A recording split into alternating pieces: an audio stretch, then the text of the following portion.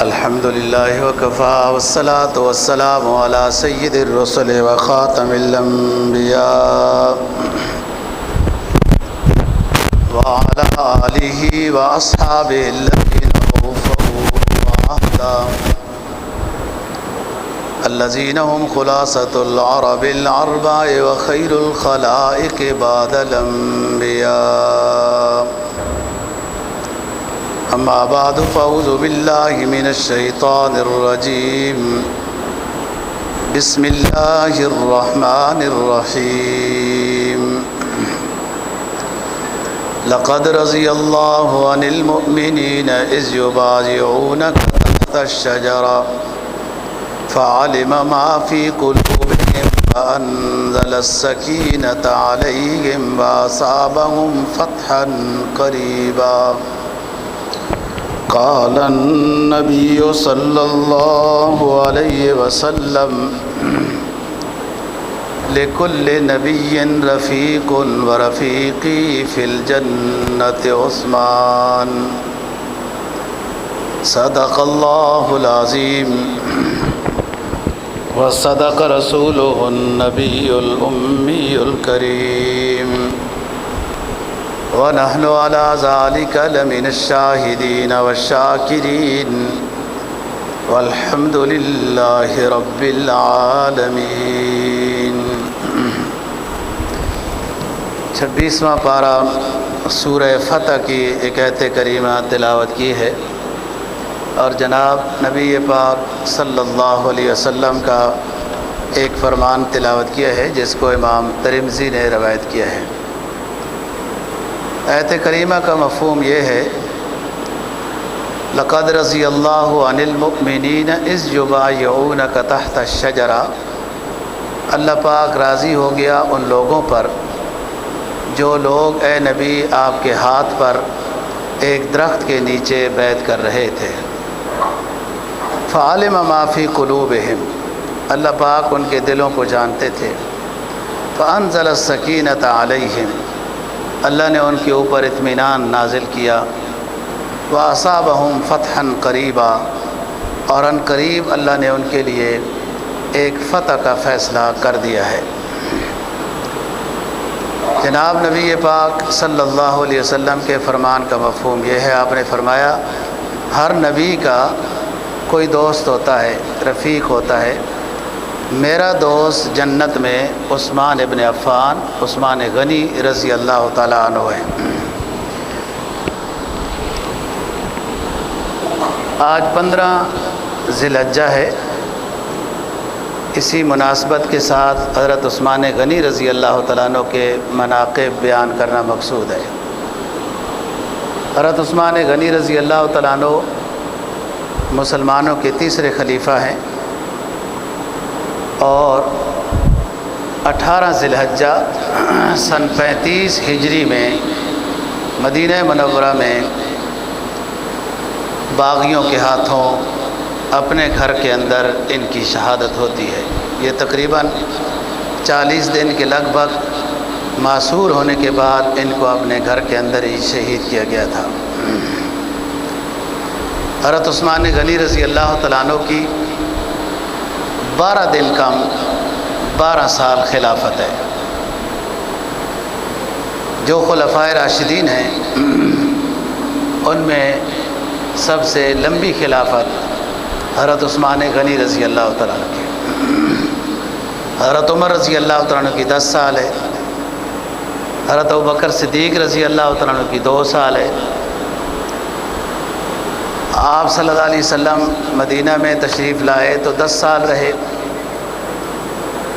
اور حضرت علی رضی اللہ تعالیٰ عنہ کی خلافت وہ 5 سال ہے. 12 دن کم 12 سال حضرت عثمان غنی رضی اللہ تعالیٰ عنہ کی خلافت ہے.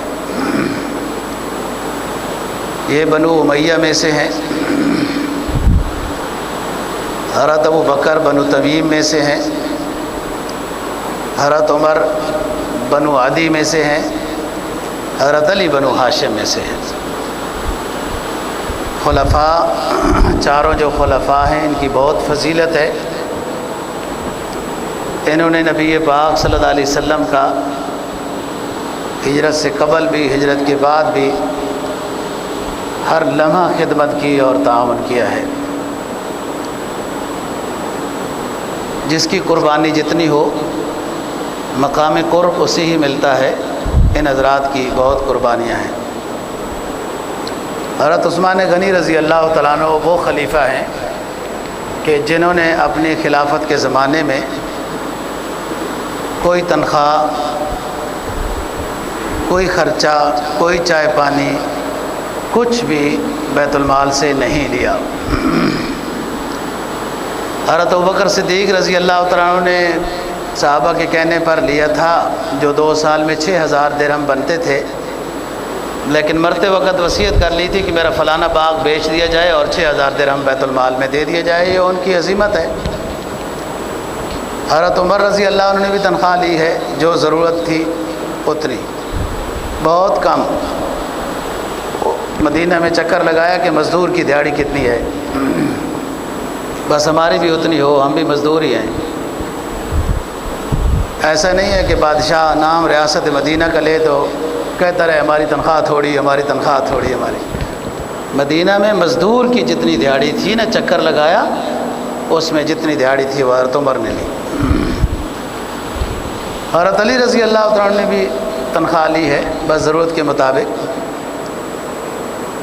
آپ صلی اللہ علیہ وسلم نے بھی لی ہے۔ وَاعْلَمُوا أَنَّمَا غَنِمْتُم مِّن شَيْءٍ فَأَنَّ لِلَّهِ خُمُسَهُ وَلِلرَّسُولِ وَلِذِي الْقُرْبَى وَالْيَتَامَى وَالْمَسَاكِينِ وَابْنِ السَّبِيلِ۔ جو بھی مال غنیمت حاصل ہو، خمس رسول پاک صلی اللہ علیہ وسلم، یعنی 100 میں سے 20 روپے۔ اور ویسے بھی حضرات صحابہ رضی اللہ تعالیٰ عنہ آپ کا خیال رکھتے تھے۔ اور میں اس موضوع پر تفصیل سے بات کر چکا ہوں کہ باغ فدق کیا تھا اور وہ کون کون سے باغ تھے جو خالص رسول پاک صلی اللہ علیہ وسلم کی ملکیت میں تھے، تو وہ ادھر سے بھی آمدن آتی تھی، لوگوں نے جو وقف کیے وغیرہ۔ تو حضرت عثمان غنی رضی اللہ تعالیٰ عنہ وہ خلیفہ مسلمین ہیں کہ جنہوں نے تنخواہ نہیں لی ہے۔ ان لوگوں کو اپنی عینک صاف کرنی چاہیے یا بدلنی چاہیے، جن کو حضرت عثمان غنی کے حالات میں کچھ کجی نظر آتی ہے۔ ایسے شخص کو کیا ضرورت ہے لین دین میں گڑبڑ کرنے کی؟ جو حلال تنخواہ تھی وہ بھی نہیں لی، لینا چاہتے تو لے سکتے تھے۔ عثمان غنی رضی اللہ تعالیٰ عنہ ان جلیل القدر صحابہ میں سے ہیں کہ جن کے زمانہ خلافت میں یورپ کی وادیوں تک مجاہدین اسلام پہنچے ہیں۔ عثمان غنی رضی اللہ تعالیٰ عنہ اس عظیم خلیفے کا نام ہے کہ جن کے حکم پر حضرت امیر معاویہ رضی اللہ تعالیٰ عنہ نے بحری بیڑا بنایا تھا، اور جس کے نتیجے میں پھر یورپ میں، استنبول میں وغیرہ، ترکی میں جہاد ہوا۔ حضرت عثمان غنی رضی اللہ تعالیٰ عنہ اس عظیم ہستی کا نام ہے جس نے جمع قرآن کیا اور مصحف عثمانی پہ سب کو متفق کیا۔ یہ آپ پڑھتے ہیں نا جی، یہ مصحف عثمانی ہے، کیونکہ قرآن 7 لغت میں نازل ہوا ہے، اس میں قرأت کا، لغت کا اختلاف ہے، تو بعض دفعہ علم نہ ہونے کی وجہ سے قرأت کا تو تنازع ہو سکتا تھا، کہیں سائڈوں میں کچھ ہوئی بھی بات کہ کسی نے کہا کہ یہاں بشرا ہے، کسی نے کہا بشرے ہے، جیسے آپ قاریوں کی تلاوت سنتے ہیں۔ تو حضرت عثمان غنی رضی اللہ تعالیٰ عنہ نے روایت حفص پر لغت بنو ہاشم کو ترجیح دے کر ایک لغت پر قرآن کو کتابت کرایا، تاکہ آئندہ پڑھنے پڑھانے میں لوگوں کو مشکل نہ ہو، اختلاف نہ ہو۔ ہاں، جو سنائی کے ادب سے میں نے غواصی نہ کی، ورنہ اس بحر میں بہت باقی ہیں لؤلؤ لالا۔ جو قرآن کے علوم میں غوطہ زن ہونا چاہتا ہے تو پھر اس کے لیے زندگیاں وقف کرے. ایک زندگی بھی کافی نہیں, 100 سال بھی کافی نہیں. غوطہ زن کوئی ہونا چاہتا ہے علوم و حدیث میں تو, قرآن و حدیث میں تو اچھی بات ہے, وہ تمام قرات, تمام لغات, شان نزول, تفاسیر وہ پڑھے. لیکن ایک عام آدمی جو قرآن مجید کی تلاوت کرنا چاہتا ہے وہ روایت حفظ کے اوپر تلاوت کرے جو آپ کے سامنے قرآن مجید چھپے ہوئے ہیں. حضرت عثمان غنی رضی اللہ تعالیٰ عنہ اس عظیم ہستی کا نام ہے کہ اول اسلام لانے والوں میں سے بھی ہیں, اور کئی القاب سے بھی ان کو ملقب کیا گیا جو ان کی خصوصیت ہی بن کر رہ گئی, جس میں نبی پاک صلی اللہ علیہ وسلم کی 2 بیٹیوں کا نکاح میں ہونا. کسی اور صحابی کی یہ نہیں ہے فضیلت. کسی ایک صحابی کی فضیلت کو لے کر دوسروں کو فراموش کر دینا یہ بھی کوئی صراط مستقیم نہیں ہے. سب صحابہ کو لے کے چلنا ہے, سب نبی کی جماعت ہے. قرآن نے تو جمع کا صیغہ استعمال کیا ہے, رضی اللہ عنہ, لقد رضی اللہ عن المؤمنین. تو لوگوں نے معلوم نہیں کہاں سے استثناء لائے ہیں. ان کے آپس میں درجے ہیں, وہ تو انبیاء کے بھی درجے ہیں جی, وہ تو عام انسانوں کے بھی درجے ہیں.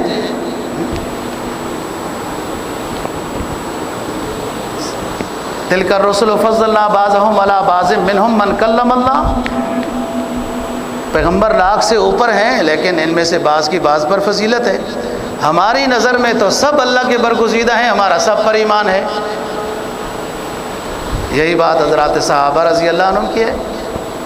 خلفائے راشدین سب سے اونچے ہیں, پھر عشرہ مبشرہ سب سے اونچے ہیں, پھر اصحاب بدریین سب سے اونچے ہیں, پھر جو ہجرت کر کے آئے اول آپ کے ساتھ وہ اونچے ہیں. والسابقون الاولون من المہاجرین. پھر صلح حدیبیہ میں آپ کے ہاتھ پر بیعت کرنے والے کہ عثمان غنی کے خون کا بدلہ لے کر جائیں گے وہ اونچے ہیں. یہ ان کے آپس میں درجے ہیں. لیکن صحابہ کی جماعت کا درجہ کیا ہے؟ وَكُلًّا وَعَدَ اللَّهُ الْحُسْنَى. سارے کے ساروں کے ساتھ اللہ نے جنت کا وعدہ کیا ہوا ہے. یہ سب مقام صحابہ ہے, ان کے آپس میں درجے ہیں. ہمارے پاس اختیار نہیں ہے کہ کسی صحابی کو مانے تو کسی کو نہ مانے, جس کا دل چاہے مانے جس کا دل چاہے نہ مانے. نہیں, سب کو ماننا ہے تب آپ مسلمان کہلا سکتے ہیں, ایمان والے کہلا سکتے ہیں, ورنہ نہیں. اپنی مرضی سے کسی چیز کو ماننا اور نہ ماننا یہ اسلام نہیں ہوتا. اللہ اور اللہ کے رسول کی مرضی کے مطابق چیزوں کو ماننا اور جن سے منع کیا ان سے انکار کرنا اسلام اور ایمان ہوتا ہے. 500 سال بعد تاریخ لکھی ہوئی ان اسلام دشمن کے ایجنٹوں کی, اس کو مان کر چلنے کا نام اسلام نہیں ہے. جو نبی کے زمانہ میں قرآن نازل ہوا اور آپ کے فرمان ہیں ان کو مان کر چلنے کا نام اسلام ہے. تو بات یہ عثمان غنی رضی اللہ تعالیٰ عنہ پہلے ایمان لانے والوں میں سے ہیں, اور یہ ان خوش نصیب لوگوں میں سے ہیں کہ جن کو تبن مزاجن کہ شراب پسند ہی نہیں تھی. مزاجن اور تبن ہی, کبھی بت پرستی نہیں کی اسلام سے پہلے. میں کراچی میں 10 سال رہا ہوں, میری طبیعت میں ہی پان نہیں تھی. نہ بڑے فضیل لڑکے بتاتے تھے, یوں ساتھی کہتے تھے کہ یہ سونف والی ہوتی ہے, یہ گلا صاف ہوتا ہے. ہم نے کہا ہمارا ویسے ہی گلا صاف ہے. مزاجن تبن ہی نہیں پسند تھی. وہ تو بعد میں باتیں آئیں کہ جی پان کے یہ نقصان ہے تو فلان ہے تو یہ. حضرت عثمان غنی رضی اللہ عنہ کو طبیعت میں یہ قتل و قتال نہیں تھا, چوری ڈاکہ نہیں تھا, مزاج میں صفائی, خوبصورت بھی بہت تھے. حضرت عثمان غنی کو جو لوگ دیکھتے تھے نا حضرات صحابہ جو خود بھی بڑے خوبصورت تھے, یہیں دیکھتے ہی رہ جاتے تھے, شش در رہ جاتے تھے. حضرت عثمان غنی رضی اللہ عنہ کو, حضرت ابو ہریرہ خود بڑے خوبصورت تھے, یمن کے تھے, حضرت عثمان کو دیکھتے تھے تو دیکھتے ہی رہتے تھے. کیا اللہ نے حسن عطا کیا، کیا زلفیں عطا کی، کیا داڑھی مبارک وغیرہ. یہ ظاہری حسن صحابہ میں سب میں. جب ایمان لاتا ہے نا بندہ، اندر حسین ہوتا ہے تو ظاہر خود ہی حسین ہو جاتا ہے. اور جب ایمان نہ لائے تو ظاہر میں بڑا ہی بندہ حسین ہو تو تبت یادا ابی لہب صورت نازل ہو جاتی ہے بد دعا کی. سب سے خوبصورتی تو اسلام ہے. حضرت عمر کو جب کہا تھا نا کہ آپ بیت المقدس جا رہے ہیں، وہاں بڑے اچھے جبے کبے پہنتے ہیں لوگ، تو آپ 22 لاکھ مربع میل کے خلیفہ ہیں، آپ کے وجود پر بھی اچھا جبہ ہو. تو آپ نے کہا کفا بالاسلام زینۃ، اسلام سے اونچی کوئی خوبصورت چیز ہی نہیں ہے.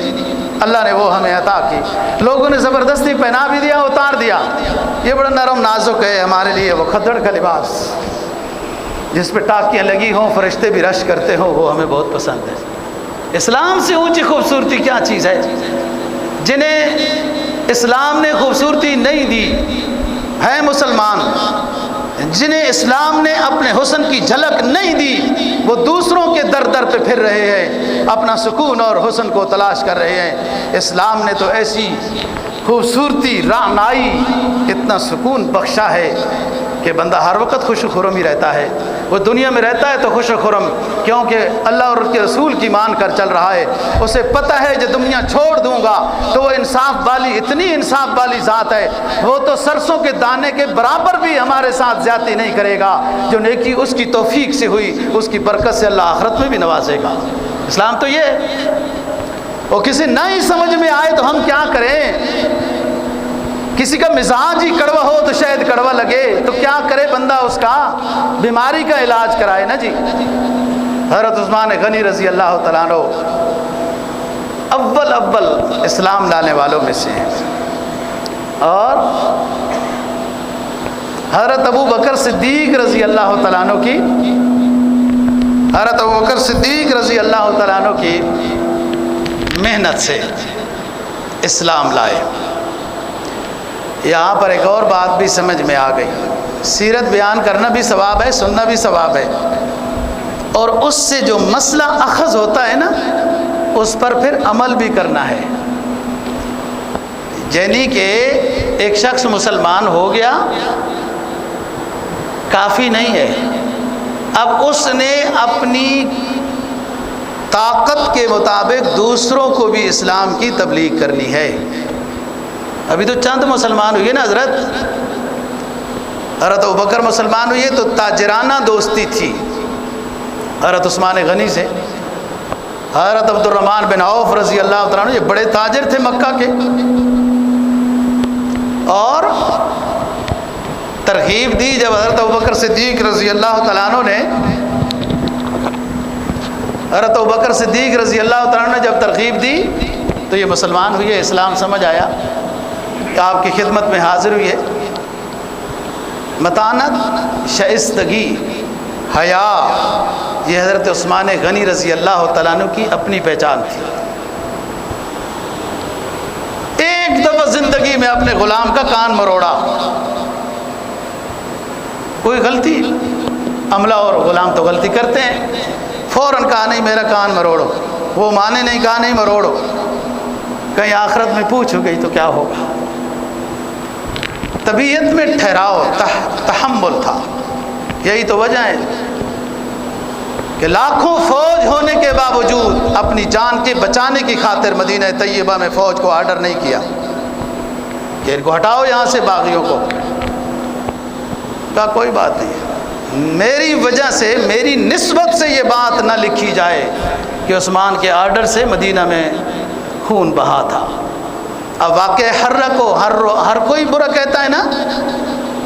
یزید نے جو آرڈر بیعت کا حکم کہا تھا اور خون کی ندیاں بہہ گئیں مدینہ طیبہ میں، تو واقع حرہ جس نے کرایا تھا اس کو کوئی اچھے الفاظ سے تو یاد نہیں کرتا. گئے تو وہ بھی گئے، دنیا چھوڑ گئے. دنیا تو سب نے چھوڑنی ہے. جنہوں نے بڑے پاور بھرے مکے دکھا تھے وہ بھی ایڑیاں رگڑ رہے ہیں. اللہ سے ہر وقت ڈر کے رہنا چاہیے. یہ ہماری آج صحت ہے، ہو سکتا ہے کل نہ ہو. آج عزت ہے، بادشاہی ہے، آج عہدہ ہے، آج کاریں ہیں، گاڑیاں ہیں، ہو سکتا ہے کل نہ ہو. وہ تو ہر وقت دستک دیتا ہے. کہ رجوع اللہ میں رہو، نعمت ملی تو شکر بجا لاؤ اور منعم حقیقی کو پہچانو۔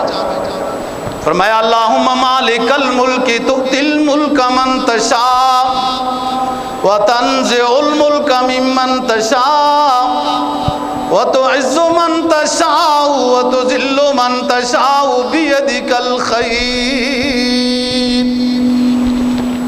انک علی کل شیء قدیر۔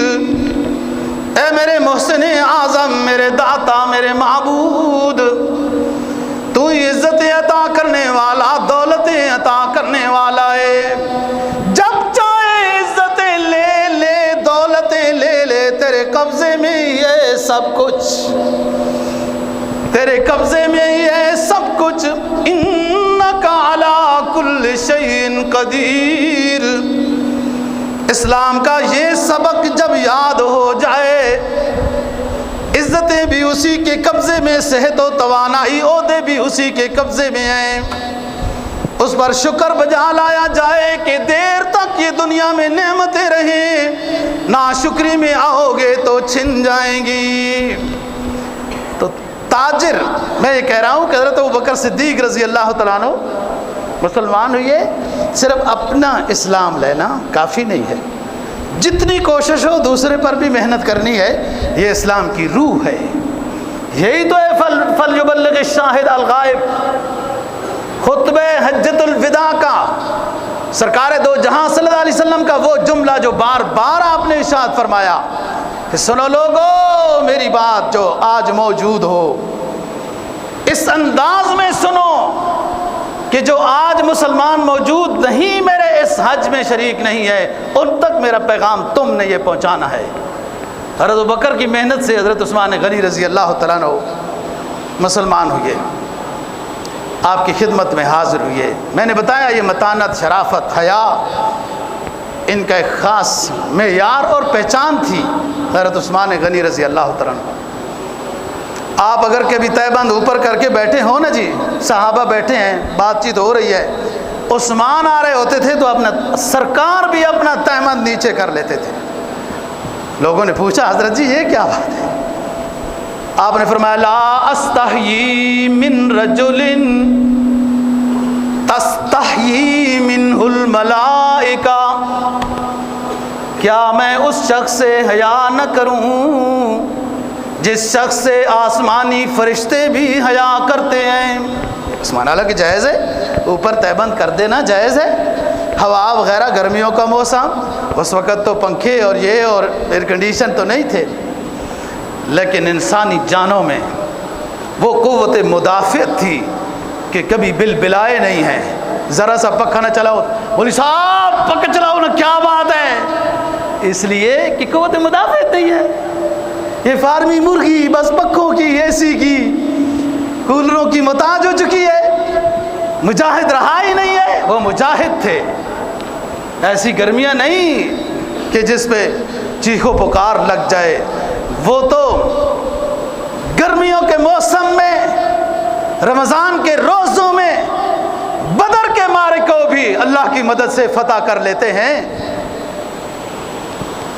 تو پہلے اسلام لانے والوں میں سے حضرت عثمان غنی رضی اللہ تعالیٰ عنہ۔ جتنی آرام پرستی میں آؤ گے ظاہری لحاظ سے اتنے بیمار ہوتا ہے بندہ، روحانی لحاظ سے جتنا خواہش پرستی میں جائے گا اتنا برباد ہو جائے گا، جسمانی لحاظ سے ظاہری آرام پرستی میں جتنا جائے گا پڑپوس ہو جائے گا، مجاہد نہیں رہے گا، روحانی لحاظ سے بھی جتنا نفس پروری میں جائے گا برباد ہو جائے گا۔ دونوں صحتیں روحانی ہو جسمانی ہو مجاہدے سے تعلق رکھتی ہیں۔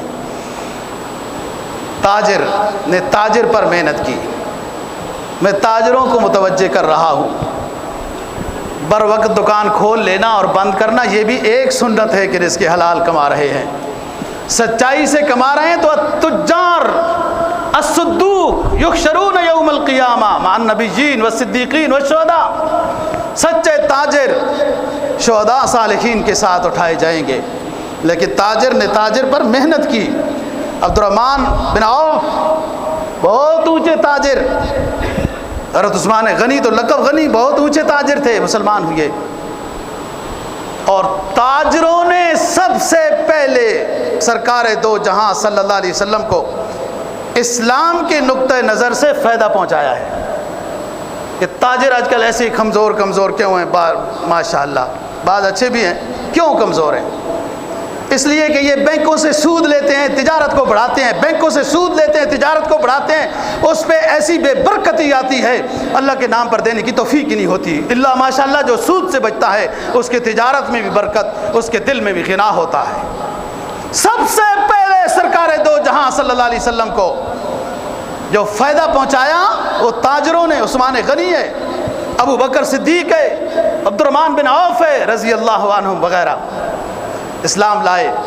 اور یہ وہ خوش نصیب شخص ہے عثمان غنی رضی اللہ تعالیٰ عنہ کہ سب سے پہلے حضرت رقیہ رضی اللہ تعالیٰ عنہ، زینب و رقیہ و ام کلثوم و فاطمہ.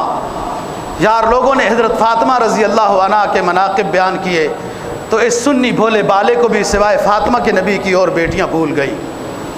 قرآن کی آیت بھی یاد نہیں، کل ازواجکا و بناتکا، بنات صیغہ جمع ہے. اے نبی پردے کا حکم نازل ہو گیا، اپنی بیویوں کو بھی بتا دیجیے، اپنی بیٹیوں کو بھی بتا دیجیے. ایک بیٹی ہوتی تو بنت کا لفظ آتا، بناتک کا لفظ آیا ہے. سب سے بڑی بیٹی زینب ہے جو ابو العاص اموی کو آپ نے دی اور کبھی اس نے پریشان نہیں کیا. داماد کی یہ بھی خوبی ہونی چاہیے کہ جب لینا ہوتا ہے رشتہ تو کتنی من من من من من جب لے جاتے ہیں تو وہ بندر والے جو کھیل نہیں دکھاتے، بندر والے، وہ بندر کو کہتے ہیں ساس کی طرف جاؤ، ساس کی طرف جاؤ نا. کبھی آپ اب تو چڑیا گھر بھی بند ہو گئے تو وہ بدبخت سارے کام بندر صحیح کرتا ہے. جب اس کو وہ کہتا ہے نا ناچ کرانے والا کہ ساس کی طرف جاؤ تو اکڑ کے جاتا ہے. یار ساس نے اتنا بڑا ظلم کیا، تمہارا جہاد سارا ساس کے خلاف ہے کہ وہ بندر بھی ساس کے طرف چل کر جاتا ہے تو اکڑ کر چل جاتا ہے. جب رشتہ لینا ہو تو بڑے میمے بن کے جاتے ہیں اور جب مل جائے تو پھر اس کے بعد سب سے بڑا دشمن وہی ہوتا ہے جنہوں نے رشتہ دیا ہے. پہلے سوچنا تھا. کیا بات ہے جی، اقدار کے پہچاننے کی کیا بات ہے. اسی طرح ہی ہوگا، کما تدین تدان ہو، جس سے کرو گے ایسا ہوگا. یہ اچھا بندہ تھا ابو العاص. لیکن عتبہ اور شیبہ کے پاس آپ کی 2 بیٹیاں تھیں. ابو لہب کے بیٹے کے پاس 2 بیٹیاں تھیں، بیٹوں کے پاس عتبہ شیبہ. رقیہ ام کلثوم جب اسلام آیا اس نے اپنے بیٹے کو کہا طلاق دے دو. جب وہ بددعا بھی دی اور اس کے خلاف صورت نازل ہو گئی. یہ دونوں بیٹیاں ماشاء اللہ ہر لحاظ سے نبی کی بیٹیاں ہیں، بہت اونچی تھی. رقیہ رضی اللہ عنہ کا نکاح حضرت عثمان غنی رضی اللہ تعالیٰ عنہ سے آپ نے کیا ہے. اور پھر یہ رقیہ سن 2 ہجری میں مدینہ میں وفات پا جاتی ہیں. تو ام کلثوم کا نکاح پھر سن 2 ہجری میں رسول پاک صلی اللہ علیہ وسلم نے حضرت عثمان سے کیا. جب پہلے داماد سے بندہ خوش ہوتا ہے تو پھر دوسری بیٹی دیتا ہے. لیکن کسی کی اینک میلی ہو تو میں کیا کروں، اس کو نظر ہی نہیں آتا. اور پھر جب سن 9 ہجری میں ام کلثوم رضی اللہ تعالی عنہا کی وفات ہوئی تو آپ نے بڑے صدمے کے الفاظ بیان فرمائے مسجد نبوی میں کہ عثمان اگر میرے پاس کئی بیٹیاں ہوتی تو یک بعد دیگرے تیرے نکاح میں دیتا رہتا، لیکن میرے پاس اب کوئی بیٹی نہیں ہے. یہ مقام ایک کم مقام ہے حضرت عثمان غنی رضی اللہ تعالیٰ عنہ کا. یہ عثمان غنی رضی اللہ تعالیٰ عنہ حضرت رقیہ رضی اللہ تعالیٰ عنہ کے ساتھ آپ کی اجازت سے حبشہ میں ہجرت کی ہے. اور پھر جیسے مدینہ طیبہ میں تشریف لائے آپ تو فوراً حبشہ سے آپ مدینہ میں پہلی ہجری میں ہی پہنچ گئے. آپ کے ساتھ تو جعفر وغیرہ رضی اللہ عنہ بھی تھے جو حبشہ سے 9 ہجری میں مدینہ میں آئے. یعنی اور صحابہ یک دم مدینہ میں نہیں آئے، جیسے عثمان یک دم مدینہ میں آ گئے ہجرت حبشہ کو چھوڑ کے. اور یہ آپ صلی اللہ علیہ وسلم فرماتے تھے کہ عثمان ذو ہجرتین ہے اور بال بچے کے ساتھ ہجرت کرنے والا یہ پہلا وہ شخص ہے میری امت کا کہ جس طرح بال بچے کے ساتھ حضرت ابراہیم علیہ السلام نے ہجرت کی تھی. حضرت عثمان غنی رضی اللہ تعالیٰ عنہ میں نے بتایا بڑے تاجر، عبد الرحمن بن عوف بڑے تاجر، لیکن جب حکم ہوا ہجرت، سب کچھ اللہ کے نام پہ مکہ میں چھوڑ دیا، جو ضرورت کی چیز ساتھ لا سکتے۔ قرآن نے ان مالدار صحابہ کو جنہوں نے ہجرت کی، للفقراء المہاجرین الذین اخرجوا من دیارہم کو کہا ہے، یعنی تھے تو بڑے مالدار، ہجرت کر کے آئے ساتھ کچھ نہ لائے، تو لقب شریعت نے فقیر کا دیا ہے۔ فرمایا للفقراء المہاجرین الذین اخرجوا من دیارہم، وہ فقراء مہاجرین جنہوں نے سید دو جہاں صلی اللہ علیہ وسلم کے آرڈر پر سب کچھ مکہ میں چھوڑ دیا، خود اپنے آپ کو اپنے آل و عیال کو لے کر نبی کے قدموں میں آ گئے۔ کچھ نہیں تھا۔ اب ذرا دیکھیں نا، قدرت کا بھی نظام دیکھیں کہ مدینہ طیبہ کے چند سالوں میں بھی جب جو سب سے بڑے مالدار تاجر شمار ہوئے وہ عثمان غنی ہوئے، سب کو چھوڑ کے تو مکہ میں آ گئے تھے۔ وہ بادشاہ مالک الملک توتی الملک من تشاء ہے، وہ امتحان لیتا ہے پھر دیتا بھی ہے، امتحان بھی لیتا ہے بچاتا بھی ہے، کوئی سمجھے تو تب نا، وہ بیمار بھی کرتا ہے شفا بھی دیتا ہے، وہ مشکل اور دکھ دیتا ہے پھر راحتیں بھی دیتا ہے، اور اس کا اعلان ہے کوئی اعلان پڑھے تو تب۔ فرمایا وَتِلْكَ الْأَيَّامُ نُدَاوِلُهَا بَيْنَ النَّاسِ، ہم لوگوں پر لیل و نہار پھیر پھیر کر لاتے ہیں، کبھی بادشاہی تخت دیتے ہیں، کبھی تخت پھندے والا دیتے ہیں، کبھی ہیرو جواہرات کے ڈھیر دیتے ہیں، کبھی گداگر بنا دیتے ہیں، کبھی شہنشاہ ایران کا آرڈر چلتا ہے، اور کبھی اس کا جہاز فضاؤں میں بھیک مانگتا ہوا پھرتا ہے، جس کے آرڈر پر، امریکہ کے آرڈر پر ایران کو تباہ و برباد کیا، وہ امریکہ نے گھونسلہ بھی نہ دیا، وہ تو مصر کے ایک بندے کو شہنشاہ ایران پہ رحم آ گیا اور اپنے پاس جگہ دے دی، اسی کے قبضے میں ہے تلک الایام نداولھا بین الناس۔ لیکن جو ایام کی کوالٹی ہو اس کے مطابق بندے کو شریعت کے تابع رہنا، یہ حکم ہے اس کا۔ واللہ فضل بعضکم علی بعض فی الرزق، وہ خود اس کے قبضے میں ہے، وہ چاہتا ہے جس کو جتنا دینا ہے، اس کی مرضی ہے، آپ کے ذمہ محنت ہے۔ عثمان غنی رضی اللہ تعالیٰ عنہ مسجد نبی کی توسیع کرائی، بیر روما کی بات بڑی مشہور ہے، اور مسلمان کی یہی پہچان ہے کہ جب یہودی کے پاس تھا تو مسلمانوں کے لیے پانی پینے کے لحاظ سے مشکلات تھی، وہ میٹھا کنواں، اور جب آپ کے ترغیب پر بیر روما کو آپ نے خریدا، اور ایسی صورت میں جب خریدا جائے اور بیچنے والا ہو بھی یہودی، کہ جس نے اور زندگی میں کچھ کرنا ہے یا نہیں کرنا، مسلمانوں کو تو تکلیف دینی ہے، وہ اتنے ہزاروں کا نہیں تھا جتنے ہزاروں کا اس نے عثمان غنی رضی اللہ تعالیٰ عنہ کو کنواں بیچا۔ لیکن عثمان کو تو سرکار نے غنی کا لقب دیا تھا نا، جس کو غنی کا لقب ملے اسے کیا مشکل کہ 12,000 ہے یا 24,000 درہم ہے، خریدا، نبی کی خدمت میں وقف کا اعلان کیا کہ میرا نہیں ہے سرکار، یہ آپ کا ہے، اور میری یہ مرضی اور رائے ہے کہ جس کا دل چاہے جب چاہے اس کنویں سے پانی بھرے، کوئی تفریق نہیں ہے یہودی کی، عیسائی کی، مسلمان کی، اور یہی اعلان ہوا، اور پانی بھی پہلے سے زیادہ ہو گیا، اور آج تک وہ کنواں عثمان غنی کی سخاوت کا اعلان کرتا ہے، آج تک وہاں باغ بھی ہے۔ اسی طرح اور بہت کارنامے حضرت عثمان غنی رضی اللہ تعالیٰ عنہ کے۔ ایک مشکل وقت آئی دوستو، غزوہ بدر بھی مشکل تھا، یہی تو وجہ ہے کہ آپ نے اعلان فرمایا تھا کہ بدر کے مجاہدین سے کوئی غلطی بھی ہو گئی نا جی، کبھی ان کی طرف انگلی بھی نہ اٹھانا، یہ جنتی ہیں، اور کوئی گناہ بھی بالفرض ان سے ہو جائے تو بدر کے مجاہدین کو گناہ جنت میں جانے کی رکاوٹ نہیں بن سکتا۔ اس لیے اب بعض دفعہ کسی بدری صحابی سے غلطی بھی ہوئی نا جی، تو آپ نے اعلان فرمایا خبردار کوئی صحابی ان کے بارے میں یہ بات نہ کرے، یہ بدری صحابی ہے۔ اور اس میں اعلان کیا تھا؟ جو آنا چاہے جی ہمارے ساتھ، جو آنا چاہے۔ اعلان اختیاری تھا، مقام بڑا ہے، مقام بڑا ہے۔ غزوہ تبوک ہوا، جس کو جیش العسرہ کہتے ہیں، جیش العسرہ، عسرہ کہتے ہیں تنگی کو، مشکل کو،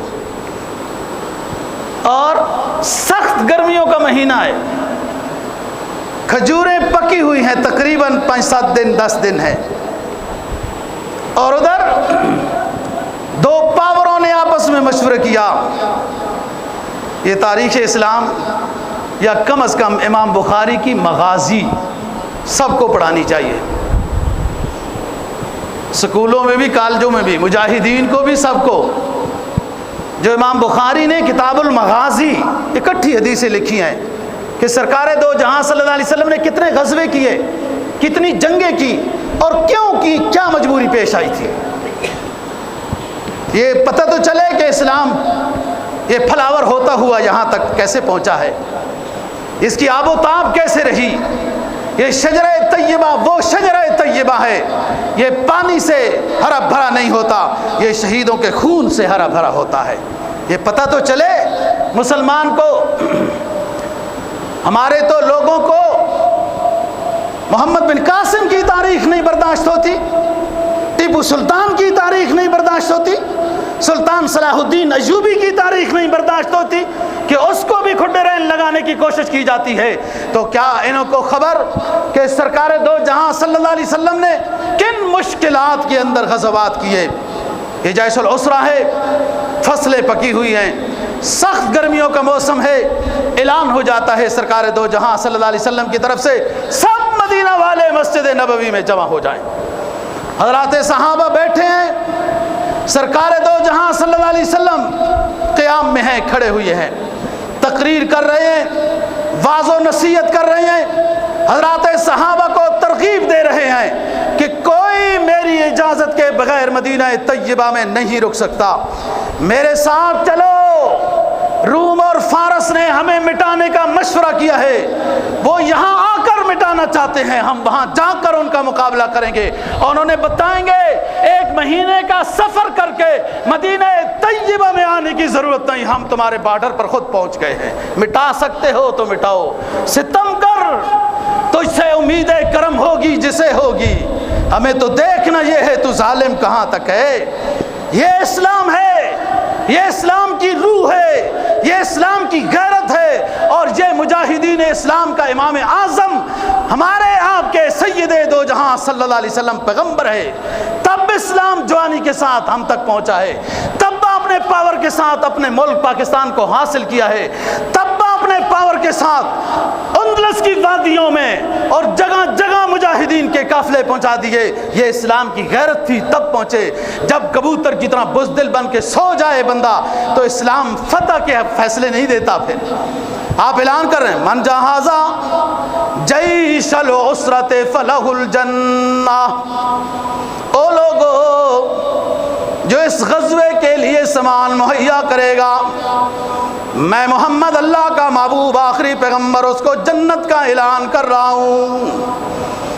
لوگ اٹھ رہے ہیں، اپنے صدقات و خیرات، اپنے عطیات نبی کے قدموں میں حاضر کر رہے ہیں، کوئی گھروں میں جا رہے ہیں، کوئی آ رہے ہیں، ہدیہ، نذرانہ، کپڑے، حتیٰ کہ ستو، کھجوریں جو کسی کے پاس چھوارے پڑے تھے وہ حاضر کر دیے۔ حضرت عمر رضی اللہ تعالیٰ عنہ اپنی داستان خود بیان کرتے ہیں، غزوہ تبوک کے زمانے میں میرے اوپر فراوانی کا زمانہ تھا، میں آدھا سامان سرکار دو جہاں صلی اللہ علیہ وسلم کی خدمت میں حاضر کر دیا، ابو بکر نے بھی حاضر کر دیا۔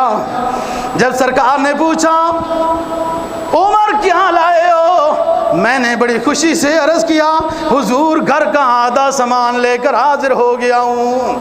آپ نے کہا صدیق کیا لائے ہو، کیا چھوڑ کر آئے ہو؟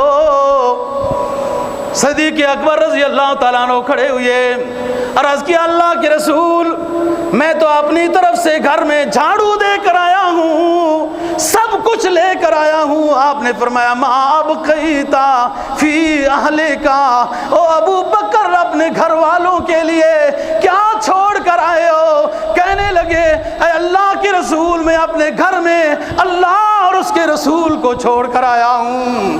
پھر آپ نے فرمایا من جہز جیش العسرۃ فلہ الجنہ، گھڑیوں کو نہ دیکھو مجھے دیکھو، من جہز جیش العسرہ فلہ الجنہ، جو جیسے عسرہ کے لیے چندہ دے گا میں اس کو جنت کی ضمانت دیتا ہوں۔ ادھر دیکھیے نا، رسول کی دائیں سائیڈ میں عثمان غنی رضی اللہ تعالیٰ عنہ کھڑے ہوتے ہیں۔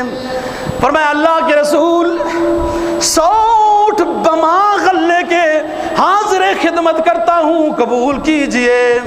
سبھی پاک صلی اللہ علیہ وسلم نے قبول کیا۔ آگے چلے، آپ نے اس سائیڈ کے لوگوں کو ترغیب دی، یہاں سے بھی کچھ آئے۔ پھر آپ نے اعلان کیا، پھر عثمان غنی رضی اللہ تعالیٰ عنہ اٹھے، کہا حضور 200 اونٹ نذرانے کے لیے حاضر خدمت ہیں تمام غلے کے سمیت۔ پھر آپ نے ادھر اعلان کیا، پھر جب دوبارہ ادھر اعلان کیا من جہزا جیش العسرہ فلہ الجنہ، تو عثمان غنی رضی اللہ تعالیٰ عنہ 300 اونٹوں کا اعلان کر کے چل پڑے۔ آپ کا اعلان جاری تھا، آپ کی ترغیب جاری تھی، جہاد کے لیے آپ کا چندہ اور اس کے لیے بیان اور فضائل جاری تھے کہ عثمان غنی رضی اللہ تعالیٰ عنہ اٹھ کر چل پڑے۔ تھوڑی دیر کے بعد حاضر خدمت ہوئے، ایک تھیلی بھری ہوئی اشرفیوں کی رسول پاک صلی اللہ علیہ وسلم کی گودھی میں ڈالی اور کہا حضور 1000 دینار بھی غزوہ تبوک کے لیے آپ کی خدمت میں حاضر ہیں۔ رسول پاک صلی اللہ علیہ وسلم کی پریشانی تبسم میں بدل گئی اور آپ نے ان اشرفیوں کو انڈیلا۔ او مسلمانوں، حضرات صحابہ آل بیت رضی اللہ عنہ کا نام لینے والوں، ان کے قصے سن کر جھوم جانے والوں، تم سے تو اپنی مسجد کے خرچے اخراجات کے چندے لیے جائیں تو باتیں بناتے ہو کہ مولوی صاحب خیرات لیتا ہے۔ کیا تمہیں یہ مولوی اپنے لباس کے لحاظ سے خیرات والا نظر آتا ہے؟ تم جو دیتے ہو اپنی مسجد کے خرچے اخراجات کے لیے دیتے ہو، ہرگز مجھ پہ احسان نہ کرو، اللہ سے جو دیتے ہو اس کا نعم البدل مانگو۔ رسول پاک صلی اللہ علیہ وسلم نے اشرفیاں اوپر نیچے انڈیلی، تبسم کیا اور ایک تاریخی جملہ ارشاد فرمایا ما ضر عثمان ما عمل بعد اليوم، آج کے بعد میرے بیٹے عثمان سے اگر کوئی غلطی بھی ہو گئی تو اس صدقہ و خیرات کی برکت اتنی اونچی ہے کہ وہ عثمان کی غلطی اس کو جنت سے روک نہیں سکے گی۔ اللہ دین کی سمجھ اور عمل کی توفیق نصیب فرمائے۔ وآخر دعوانا الحمدللہ رب